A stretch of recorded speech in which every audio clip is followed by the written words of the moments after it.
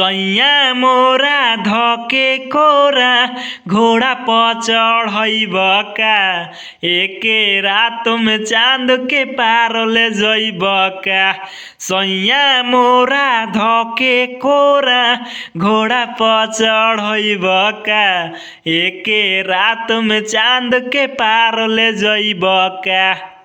तो हेलो दोस्तों, आपका स्वागत है हमारे YouTube channel writer Mahesh Prajapati में।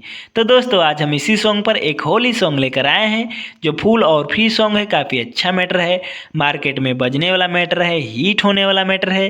तो चलिए स्टार्ट करते हैं बिना समय गवाए मुखड़े के साथ।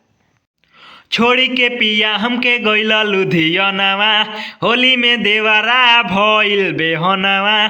छोड़ी के पिया हमके गइला लुधियानावा, होली में देवरा भइल बेहनावा। सरारा बोली खोलेला चोली, होली के फायदा उठैले बा। देवरा बेलूरा डाली के पूरा लहंगा बीचे हेलैले बा। होली में रंगी चोली के चिजवा भी जइले बा। देवरा बेलूरा डाली के पूरा लहंगा बीचे हेलैले बा। होली में रंगी चोली के चिजवा भी जइले बा। अंतरा फर्स्ट। अभी चढ़ल बाड़े नए जवानी, हमसे करे छेड़खानी हो। डालता रंगवा ढोढ़ी में हमारा, लागे अब नहीं मानी हो। अभी चढ़ल बाड़े नए जवानी, हमसे करे छेड़खानी हो। डालता रंगवा ढोढ़ी में हमारा, लागे अब नहीं मानी हो। डाले के रंगवा हवे न ढंगवा, कैसन होली खेलैले बा। देवरा बेलूरा डाली के पूरा लहंगा बीचे हेलैले बा। होली में रंगी चोली के चिजवा भी जइले बा। देवरा बेलूरा डाली के पूरा लहंगा बीचे हेलैले बा। होली में रंगी चोली के चिजवा भी जइले बा।